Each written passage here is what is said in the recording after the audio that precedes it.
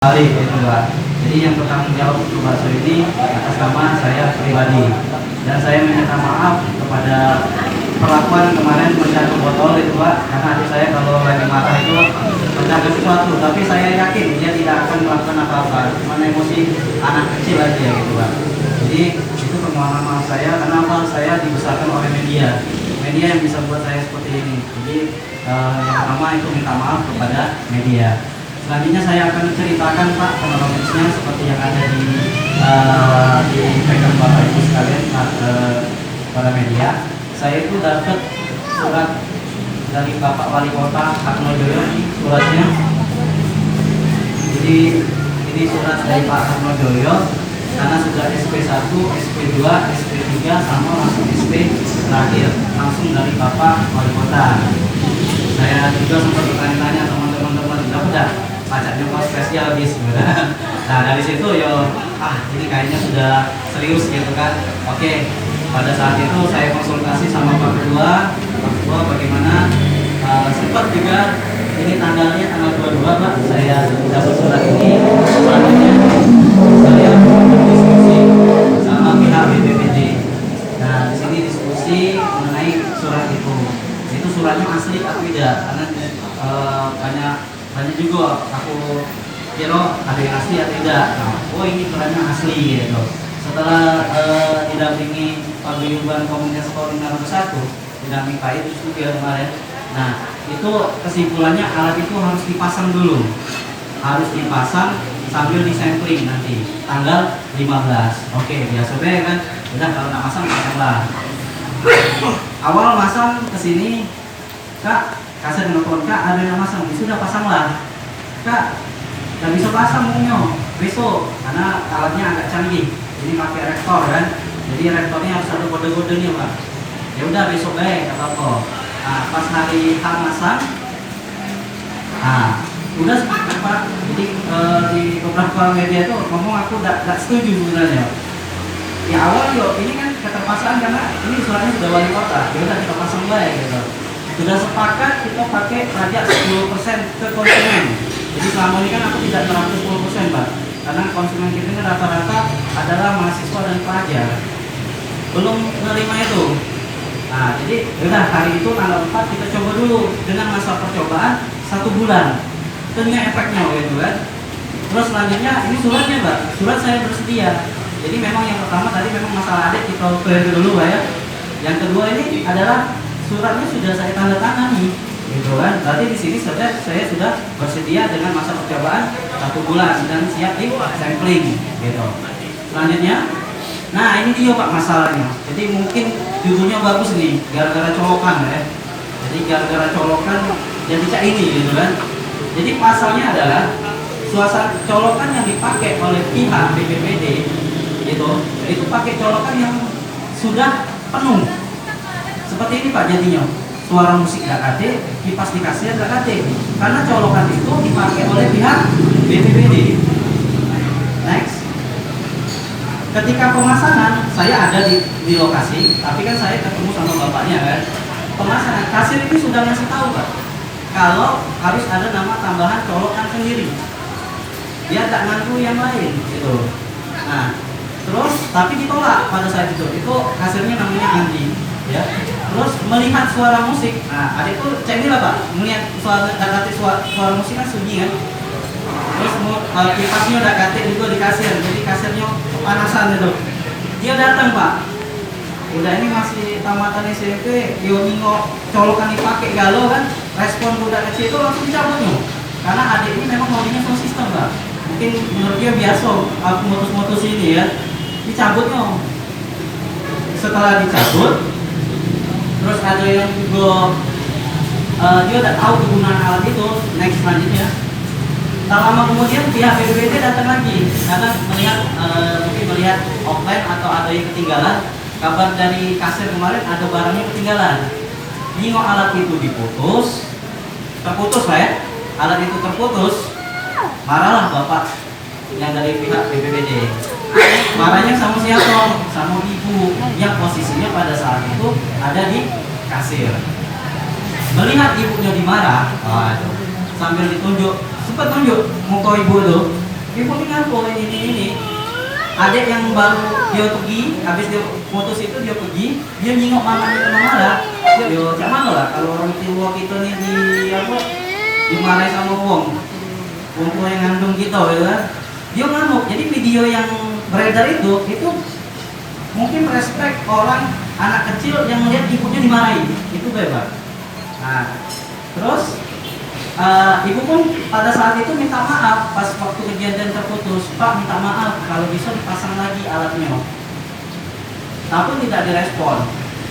Terus saya ditelepon sama kasir, Kak, ada kejadian lagi. Rupanya, oh lagi yoku. Itu alatnya diputus aja tadi yang sampai gebala sama pihak BPBD. Sudah, aku langsung telepon, Mbak. Pak, saya minta maaf kejadian ini. Adik saya memang tidak tahu apa-apa kalau nanti karena dia masih kecil. Bisa tidak Pak dipasang lagi? Oh maaf tak bisa. 2 kali Pak saya ngomong kayak itu. Telepon lagi tidak bisa lagi. Gitu. Nah, jadi hari ini ya pengen klarifikasi. Ini kejadian sebenarnya bukannya tak galak bayar pajak Pak. Di media kan tak galak bayar pajak.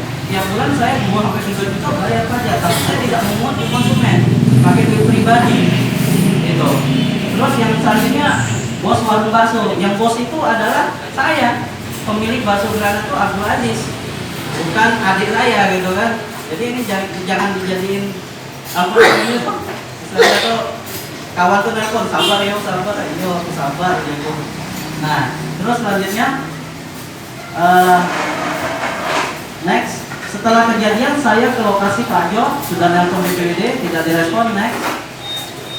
Nah, kesimpulannya Pak, mungkin yang pertama adalah kesimpulannya Bapak-bapak sekalian. Yang pertama saya meminta maaf kepada wartawan atas kelakuan yang dilakukan adik saya.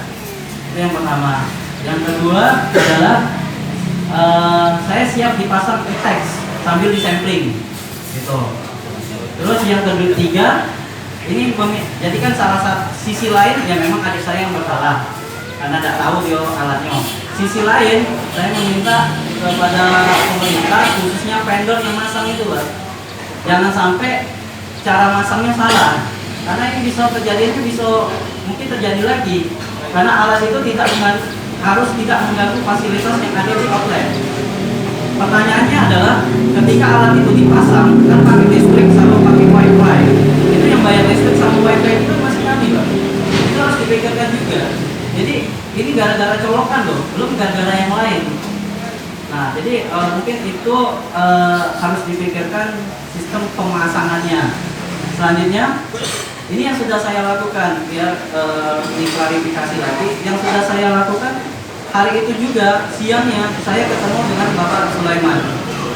Saya ketemu Pak Sulaiman, saya menceritakan kronologisnya dan minta maaf. Alhamdulillah Pak Sulaiman juga responnya bagus.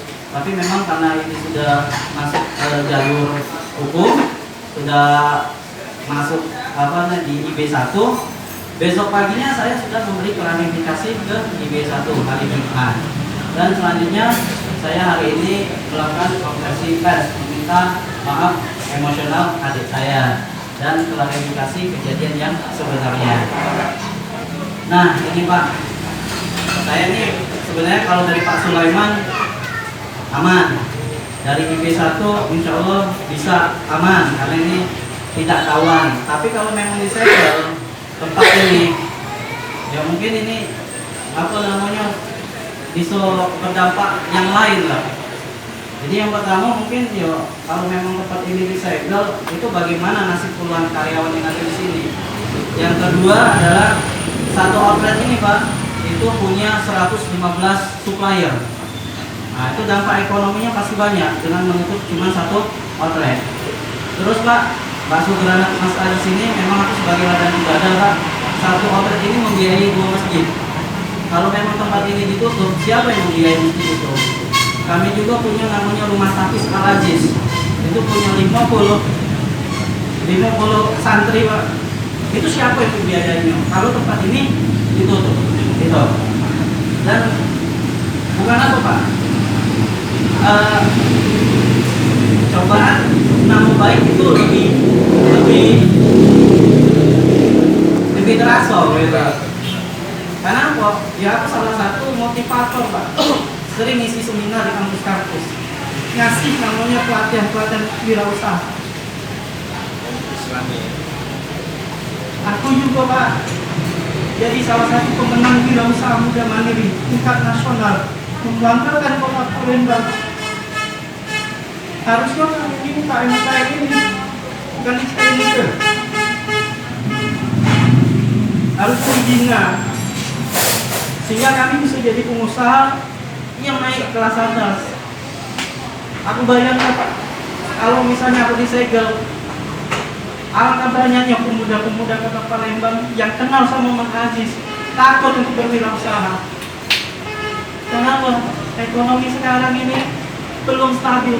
Kalau sudah stabil oke lah, kita langsung pasang 10%. Jadi permintaan saya adalah kalau bisa selesaikan dengan baik. Semua masalah itu jangan pakai emosi. Memang kesalahan yang dari adik saya dan juga ada juga dari pihak pemerintah. Artinya kalau memang bisa diselesaikan baik-baik, ya monggo kita selesaikan dengan baik-baik. Itu saja untuk klarifikasi untuk hari ini. Mudah-mudahan kejadian ini tidak terulang lagi dan bisa jadi pelajaran kita semua. Pada media, sekali lagi saya minta maaf atas kelakuan adik saya. Insya Allah nanti adik saya akan didik lagi Pak, lebih baik lagi. Terima kasih. Assalamualaikum warahmatullahi wabarakatuh.